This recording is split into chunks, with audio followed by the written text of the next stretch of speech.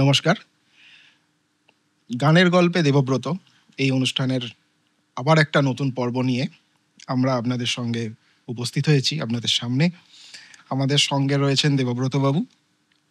দেবব্রতবাবুর সঙ্গে একটা বিষয় নিয়ে আলোচনা হচ্ছিল, যেটা আমার মনে হলো যে আপনাদের সঙ্গেও এই বিষয়টা আলোচনা করলে ভালো লাগবে, আপনাদেরও পছন্দ হবে এবং হয়তো অনেকেরই অজানা, কারণ আমার বিষয়টা অজানাই ছিল।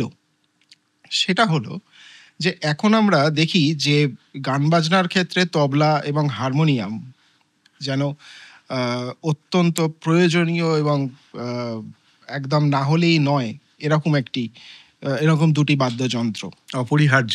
অপরিহার্য। কিন্তু আহ, একটা সময় তবলা এবং হারমোনিয়াম এই দুটি ব্যান করা ছিল বা বাতিল করা ছিল, এরকম একটি ঘটনা দেবব্রতবাবুর কাছে শুনছিলাম।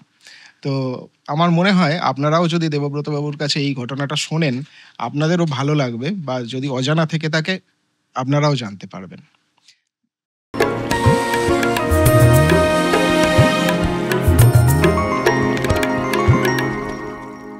দেবব্রতবাবু, যেটা আমরা কথা বলছিলাম যে হারমোনিয়াম এবং তবলা, কারণ আমরা দেখে এসেছি যে মঞ্চে গান হচ্ছে মানেই পাড়ার ফাংশন হোক বা রবীন্দ্র জয়ন্তী, নজরুল জয়ন্তী, এরকম যে কোনো অনুষ্ঠানেই হারমোনিয়াম এবং তবলা থাকেই, আমরা দেখে এসেছি। কিন্তু এইটা খুব আশ্চর্য লাগলো শুনে যে এই দুটি বাদ্যযন্ত্রই একসময় ব্রাত্য হয়ে গিয়েছিল। তো এইটা একটু বিস্তারিত আপনার কাছে শুনতে চাইবো। হ্যাঁ, এটা খুব ইন্টারেস্টিং সাবজেক্ট। কত ঘটনা ঘটে যেগুলি যুক্তি দিয়ে বোঝানো যায় না। আমি হারমোনিয়ামের কথায় পরে আসব, তবলাতে আসি। রবি ঠাকুর তবলাকে পছন্দ করতেন না, এবং শান্তিনিকেতনে একটা সময় গানের সঙ্গে তবলা বাজতো না। আচ্ছা, মানে পারকাশন কি বাজতো, তাহলে হয়তো পাখোয়াজ বা খোল বাজতো, যেগুলি সাধারণত কীর্তন গানে হয়। পাখোয়াজ সাধারণত ধ্রুপদী গানে হয়। কিন্তু তবলা, যে আজকালকে দিনে যে তবলা, বায়া আর তবলা, সেটার শান্তিনিকেতনে একসময় ব্রাত্য ছিল। কেন না, রবি ঠাকুর শান্তিনিকেতনের হত্যাকর্তা, তিনি যা মনে করেন তাই। রবি ঠাকুর ভাবতেন যে তবলা তো বাইজি বাড়িতে বাজানো হয়, এই তবলা চলবে না। আচ্ছা। তো এটা অবাক ব্যাপার, কি যুক্তি দিয়ে বোঝানো হবে। সেই সময় গাইতেন অনেকেই, দেখবেন খোলা গলায় গাইতেন এবং এসরাজের সঙ্গে গাইতেন, কিছুটা ওই টপ্পামূলক গান গাইতেন, লঘু মানে খুব বিলম্বিত লয়ের গান গাইতেন। তবলার প্রয়োজন হতো না, মুক্ত ছন্দ বলি আমরা। তো মুক্ত ছন্দের অনেক গান কিন্তু সৃষ্টি হয়েছে যে তবলার প্রয়োজন নেই, এবং অনেক গান মুক্ত ছন্দে গাওয়া হয়, আবার সেটা কোনো তবলা ছন্দেও গাওয়া যেতে পারে। তো এটা ছিল হচ্ছে তবলার কাহিনী। কিন্তু অবাক ব্যাপার, 1937 সালে নিউ থিয়েটার্স তৈরি করলো মুক্তি। মুক্তি মনে আছে প্রমথেশ বড়ুয়ার আর কানন দেবীর দারুণ হিট বই, সারা জাগিয়ে ফেলেছিল। বইটা এখনো মাঝে মাঝে দূরদর্শনে দেখানো হয়, প্রিন্টটা অত ভালো নয়। এই মুক্তি ছবির কাহিনীটা হচ্ছে যে মুক্তি ছবিটিতে একটি গান রবীন্দ্রসঙ্গীত ব্যবহার হবে, একটি কেন দু-তিন। রবীন্দ্রনাথের পারমিশন নিতে, মানে অনুমতি নিতে, রবীন্দ্রনাথের বয়স তখন প্রায় 75 ছাড়িয়ে গেছে। তো ওনার পারমিশন নিতে গেছেন প্রমথেশ বড়ুয়া, সঙ্গে আমাদের পঙ্কজ মল্লিক সুরকার। তা সুরটা তো মানে শুনেছেন, কে গাইবেন সেটাও শুনেছেন, পঙ্কজ মল্লিক গাইবেন। তো মোটামুটি অনুমতিটা পাওয়া গেছে, এবং উনি খুশি হয়ে বললেন আমি নামটাই দিই। গানের কাহিনী, ওই চলচ্চিত্রের কাহিনীটা কি বলে, এই ঠিক আছে নামটা আমি দিয়ে দিচ্ছি। ওনার এই নাম দেওয়ার একটা প্রবণতা ছিল, লোকের পছন্দ হোক আর না হোক, পছন্দ হোক না হোকেরও একটা গল্প আছে। তো নাম দেওয়ার প্রবণতাতে উনি বলে নামটা আমি দিচ্ছি, মুক্তি লিখে নাও। তো মুক্তি নামেই হয়েছিল। এই বইটাতে একটা চমৎকার, সিনেমাটাতে একটা চমৎকার গান আছে, যেটা অনেকেই হয়তো শুনেছে, দিনের শেষে ঘুমের দেশে। এই দিনের শেষে ঘুমের দেশে অনেকেই রবীন্দ্রসঙ্গীত হিসাবে জানে। অ্যাকচুয়ালি এটা রবীন্দ্রসঙ্গীত নয়, এটা একটা কবিতা। সেই কবিতাটিতে সুর দিয়েছেন পঙ্কজ মল্লিক, এবং রবীন্দ্রনাথকে বলেছেন, শুনিয়েছেন। রবীন্দ্রনাথ বলেছে ভালো হয়েছে, তবলার সঙ্গে তবলার সঙ্গে সুন্দর ছন্দে বেঁধে গানটা গাওয়া হয়েছে। তখন রবীন্দ্রনাথের একটি চেতনা হয়েছে, বা নতুনভাবে চেতনা হয়েছে, যে উন্মেষ হয়েছে, যে এই তাহলে তবলা অতটা খারাপ নয়। নয়। তো এটা হচ্ছে একটা মস্ত বড় মন পরিবর্তন যাকে বলে। কিন্তু তার থেকেও শোচনীয় ব্যাপার হয়েছিল হারমোনিয়ামে। আচ্ছা। কি ব্যাপারটা সেটা হচ্ছে হারমোনিয়াম বেশ কিছুদিন ধরেই রবীন্দ্রসঙ্গীতে তো বটেই এবং শাস্ত্রীয় সঙ্গীতে যেহেতু হারমোনিয়াম ওই মীরের কাজ বা শ্রুতির কাজ হয় না, সেই জন্য হারমোনিয়ামটা ওরা ব্রাত্য করে রেখে দিয়েছিল এটা বিদেশি যন্ত্র। হারমোনিয়ামের আবিষ্কার ফ্রান্সে, তারপরে সেখানে পা দিয়ে বেলো করা হতো, সেটা আবার এখানে হাত দিয়ে করা হলো। তার আবিষ্কর্তা বা তার এখানে প্রচলন করলেন আমাদের সঙ্গীতাচার্য জ্ঞান প্রকাশ ঘোষের দাদু দ্বারকানাথ ঘোষ। তার নামে ডোয়ার্কিন হারমোনিয়াম তখন ছিল খুব নাম করা, আচ্ছা। সবাই বাজাতেন। কিন্তু রবি ঠাকুরের হঠাৎ কি মনে হলো, কার সঙ্গে পরামর্শ করেন জানি না, উনি সোজা একটা চিঠি লিখে দিলেন অল ইন্ডিয়া রেডিওতে। অল ইন্ডিয়া রেডিও তখন হত্যাকর্তা ইংরেজ, আচ্ছা। হয়তো ওই ডেপুটি হয়তো কোনো বঙ্গ সন্তান বা কোনো ভারত সন্তান, তাকে লিখে দিলেন ইংলিশে।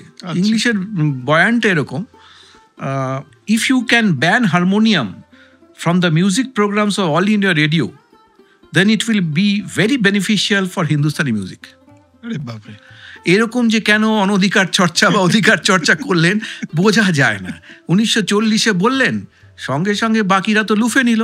আচ্ছা, তার আগে ছোট্ট কাহিনীটা বলে রাখা দরকার। অল ইন্ডিয়া রেডিওর হত্যাকর্তা ছিলেন একজন ফিল্ডেন সাহেব, নামটা ছিল অ্যাকচুয়ালি হচ্ছে লায়ন ফিল্ডেন। আর তার সহকারী ছিলেন ডেপুটি ডাইরেক্টর, তিনি ছিলেন সৈয়দ আহমেদ শাহ বুখারি বা পাত্রাস বুখারি নামে। ফিল্ডেন সাহেবও পছন্দ করতেন হারমোনিয়াম। তিনি একটা ঘোট পাকালেন যে ঠিক আছে কিভাবে হারমোনিয়ামকে ব্যান করা যায়। ততক্ষণে ব্যান হয়নি, তার 3-4 বছর আগে থেকেই পরিকল্পনা চলছে।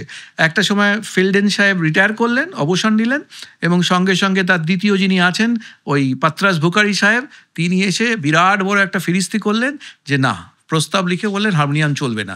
এবং কেন না, তার সঙ্গে সঙ্গে তিনি বেশ কিছু স্বনামধন্য ব্যক্তির কিছু চিঠিও সঙ্গে যোগ করে দিলেন। তার মধ্যে রবীন্দ্রনাথের চিঠি তো আছেই, সেটা একটা বিশাল বড় এদের কাছে একটা অস্ত্র।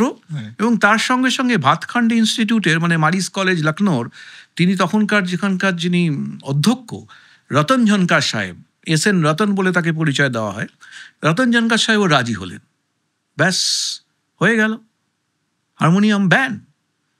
হারমোনিয়াম ব্রাত্য হয়ে গেল সেই 1940 সালে, চিন্তা করতে পারেন। এবং সেই সময় পাঞ্জাবে, লাহোরে কাওয়ালি গাই তো হারমোনিয়াম দরকার ছিল। ওরা তো মাথায় হাত দিল। লাহোর মিউজিক তখন, লাহোর অল ইন্ডিয়া রেডিও তখন নাম করা, কলকাতার মতো লাহোর নাম করা। ওই কাওয়ালি গায়কেরা কি করলো, একটা ওই প্রসেশন নিল, প্রতীকী 3টে হারমোনিয়ামকে কবর দিল। আচ্ছা, একদম সমাধিস্থ করলো 3টে হারমোনিয়ামকে, বলে করা যাবে না। মানে বড় কষ্টের। এই অনেক দিন ধরে চলেছে। স্বাধীনতার পরে 1952 থেকে 1962 আমাদের তথ্য সম্প্রচার মন্ত্রী হলেন বি.ভি. কেশকর, নেহেরুর আমলে। তিনিও এক কাঠি ওপরে, তিনিও বললেন হারমোনিয়াম এ তো বিদেশি যন্ত্র, জাতীয়তাবাদে হারমোনিয়ামের কি দরকার। তার মধ্যে রবি ঠাকুরের 2-একটা মন্তব্য বা টিপ্পণী তো আছেই। সেটা হচ্ছে যে রবি ঠাকুর বলেছিলেন, আমি ছেলেবেলায় গান শিখেছি তানপুরা বাজিয়ে, হারমোনিয়ামের দাসত্ব আমি কেন নিতে যাব? গলা যদি ভালো থাকে হারমোনিয়ামের দাসত্ব নেওয়া উচিত নয়, বিদেশি যন্ত্র। তা হারমোনিয়াম মানে হচ্ছে সবাই যদি কোনো গায়ক গায়িকা হারমোনিয়াম ইউজ করে, তার মানে হচ্ছে সে কমপ্লিটলি ওর ওপর ভরসা করে ফেললো, সে তার নিজের কোনো সত্তা নেই, নিজের গলায় গাক। এই সব শুনে তো বি.ভি. কেশকরও বললেন, এবং বি.ভি. কেশকরও ছিলেন জাতীয়তাবাদী, গোড়া সম্প্রদায়। তিনি শুধু হারমোনিয়াম ব্যান যে করেছেন সেটাকে যে আরও দীর্ঘায়িত করলেন তা নয়, তিনি করলেন কি, হিন্দি সিনেমার সব গান বন্ধ করে দিলেন। আচ্ছা, মানে হারমোনিয়াম ব্যবহারের সঙ্গে সঙ্গে যত বিনোদনমূলক ব্যাপার, হারমোনিয়ামটা বিনোদনমূলক হলো। হিন্দি সিনেমাও বন্ধ করে দিলেন। তখন রেডিও সিলোন চালু হলো, এখান থেকে নয়, সিলোন থেকে, সেটা বিনাকা গীতমালা, মনে আছে? আমরা সবাই ভীষণ, তখন কিন্তু অল ইন্ডিয়া রেডিওতে কোনো হিন্দি গান ব্যান হয়ে গেছে। তার সঙ্গে সঙ্গে ব্যান করলেন ক্রিকেট কমেন্ট্রি। না, ক্রিকেট কমেন্ট্রি হচ্ছে ব্রিটিশ দাসত্ব, বন্ধ হোক। এই সময় কি কষ্ট যারা গায়ক গায়িকা তাদের। তখন আমাদের সঙ্গীতাচার্য জ্ঞান প্রকাশ ঘোষ, উনি কিন্তু কোমর বেঁধে নামলেন। তখন ওনার বয়স কত হবে, এই 50-55। উনি ওই স্বাক্ষর, সই স্বাক্ষর যেগুলি হয় সেগুলি সংগ্রহ করতে শুরু করলেন। নিজে চিঠি লিখলেন বাবা আলাউদ্দিন খানকে, রবিশঙ্করকে, আলী আকবর খানকে, তখনকার দিনের তারাপদ চক্রবর্তী, সবাইকে এরকম লিখলেন। কেউ কেউ আগ্রহ ভরে ভালো মানে বিনয়ের সঙ্গে জানালেন যে ঠিক আছে আমি তোমার প্রস্তাবে রাজি। যেমন হয় কেউ কেউ গুণীজনেরা কিন্তু এড়িয়ে গেলেন, কোনো কথাই বললেন না। ততদিন তো রবীন্দ্রনাথ গত হয়েছেন, কিন্তু তার পরে পরে ওনার প্রায় একক প্রচেষ্টায় অনেক বদল হয়েছে, পালা বদল হয়েছে। বিবি কেশকারও চলে গেছেন, উনিও রিটায়ার করেছেন বা মন্ত্রিত্ব বদল হয়েছে। তারপরে ধীরে ধীরে 1971 সাল বাংলাদেশ স্বাধীন হওয়ার সময়, সেই 71 সালে মানে দীর্ঘ 31 বছর বাদে সসম্মানে হারমোনিয়াম আবার ফিরে আসলো অল ইন্ডিয়া রেডিওতে। এখন এই এ গ্রেড আর্টিস্ট বা এ প্লাস গ্রেড আর্টিস্ট এরাও হারমোনিয়াম নিয়ে গায়, এবং হারমোনিয়াম ছাড়া ভাবাই যায় না।